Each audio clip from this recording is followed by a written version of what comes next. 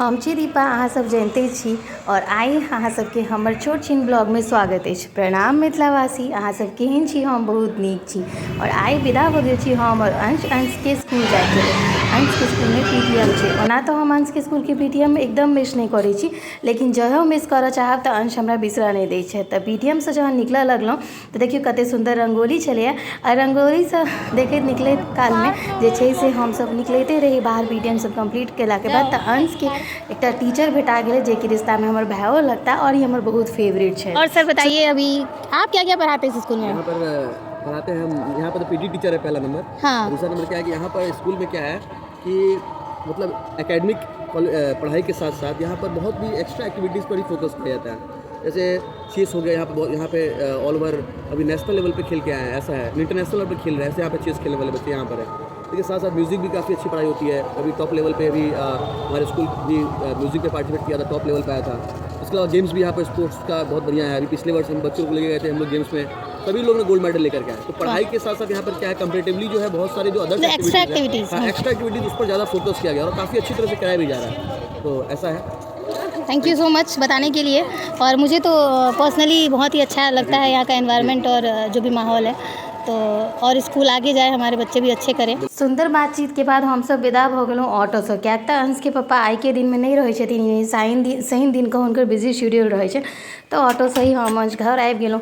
घर में अयला के बाद एज एन गृहिणी हमर सबके जिम्मेदारी छै ताहिमे लागि गेल, यानी खाना बनेनाइ। लेकिन भोर में चाय नहीं पीने रही ठीक से, तो फिर सबसे पहले चाय बनेलहुँ और मैगी आधा खा के गेल रही, आधा हम राखि देने रही किया तऽ देर होइत रहे। भोर में कते काज रहे छै ने। चाय ले लूँ और पुदीना और आम ई पप्पा जी कलकत्ता में खरीदने रहथिन, हुनका आश्चर्य लागल रहे जतऽ एखनो आम भेटै छै ताहि दुआरे। तो ओतहिया से राखल छलै, फुर्सत नहीं छलै। तो आई हम बनाबे वाला छी खिचड़। तो पहले चाय मैगी एंजॉय केलहुँ, तकर बाद पुदीना बिछलहुँ और पुदीना बिछला के बाद में इम्हर खिचड़ी के तैयारी करऽ लगलहुँ। एकटा वीडियो में बहुत दिन पहले एगोटा कहने रहती कि अहाँ के खिचड़ देखऽ में बड़ सेहनतगर लागैया, तो कहियो अपन खिचड़ के रेसिपी बताएब। हमरा नहीं लागे छलै कि खिचड़ो के रेसिपी केओ पूछि सकै छथिन, लेकिन पूछलखिन है तो कोनो बात नहीं छै। देखियो हमर खिचड़ बहुत एकदम सिंपल रहैया। हम सरसों तेल में खिचड़ बनाबै छी, जाहिमें कि मूँग और उड़ीद दालि और चाउर एकरा धो कऽ राखि दै छियै।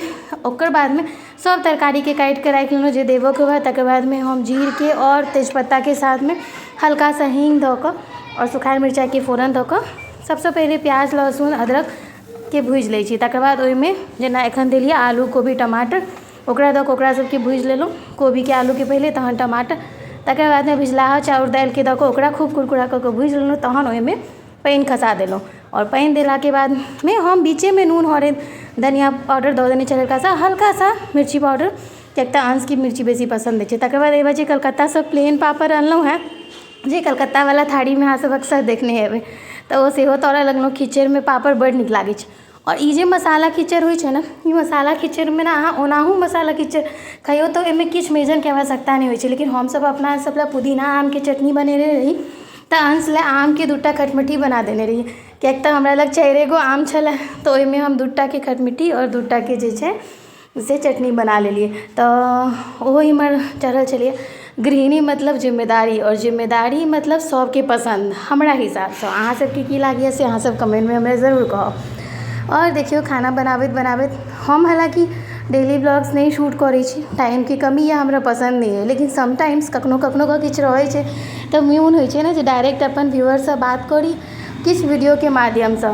किएक तऽ लाइव लिमिटेड होइ छै और लाइव में बेसी समय नहीं रहै छै और बेसी किछु बुझेबो नहीं करै छै। तऽ देखियो इम्हर हमर खटमिट्ठी बनै छलै, बस 5 फोरन और सुखायल मिरचाई तेजपत्ता दऽ कऽ कनि हींग दऽ कऽ गुड़ धऽ कऽ खटमिट्ठी बनेलहुँ। अंश के कोनो चीज़ के खटमिट्ठी बहुत पसंद छै, तो हम ओही दुआरे बना देलिए।